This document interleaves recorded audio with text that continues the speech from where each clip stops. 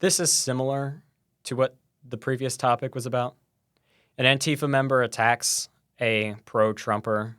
He's a Christian, and he's holding up a T-shirt. On the back, it had a cross, and the cross had text that said, "This is the turning point."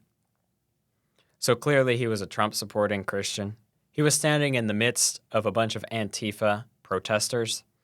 They all held flags. You can see on them, some of them had BLM fists. Some of them were pro-Palestine flags. There were some LGBTQ flags.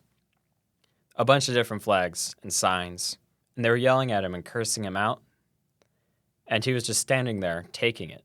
He was just standing there holding up this shirt. He didn't even say anything to them for the most part.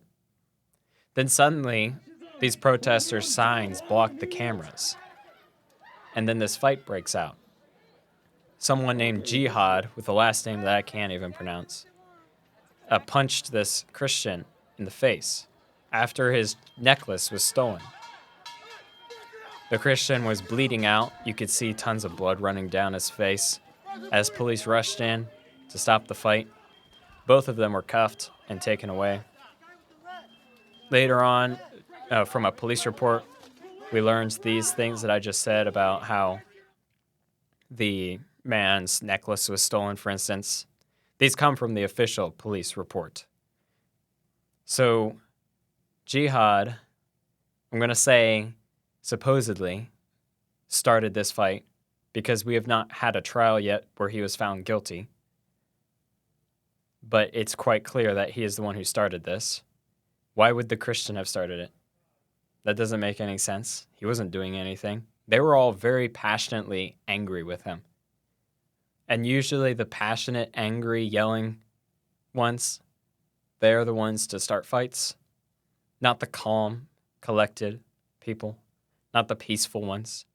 The right does not tend towards violence like the left would like you to have, like the left would like you to think. The left takes statistics using data that's lies. They use that to claim that the right is the violent side, that the right is the one who causes all of our atrocities in our society, that the right are terrorists that need to be stopped. That's why the left is made to hate us so much.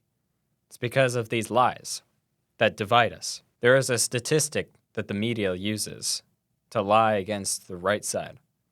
This statistic says that most political violence is the right who cause it. But when you look into the data, you can see a lot of things left out. For instance, in the data, Charlie Kirk's assassination was not a political assassination. That's absurd. Of course, it was a politically motivated attack. And it's not a right person who would attack a right person. Why would someone who agrees with someone attack them? Clearly, this was a leftist. We know that from the police report. According to the police report, the assassin was gay. He had a boyfriend. This was attested to by a neighbor who saw them holding hands several times. He was also had engravings on his bullet casings, like, "Catch this, fascist," stuff like that.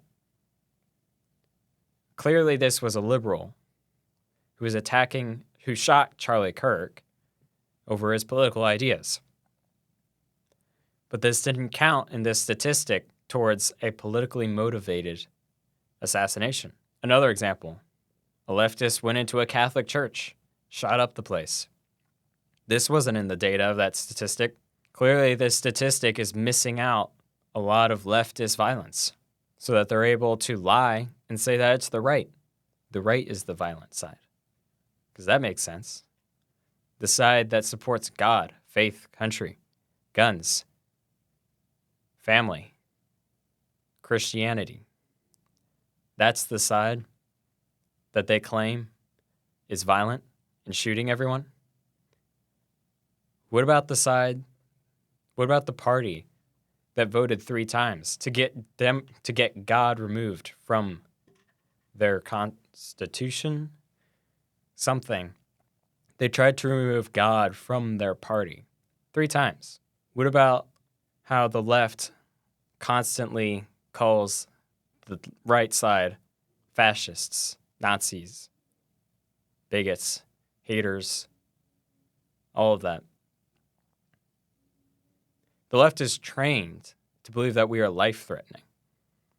And that's why the left shoots us.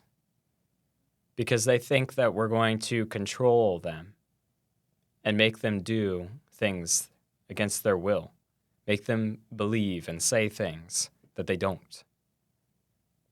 They think that we are going to be a tyrannical government that's going to take over, be like the communists, although they would probably like communism.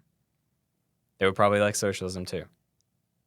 But in our opinion, communism is not good at all. It's one of the worst. It is the worst government form out there. So to me, it's an insult. But to them, that would be a compliment.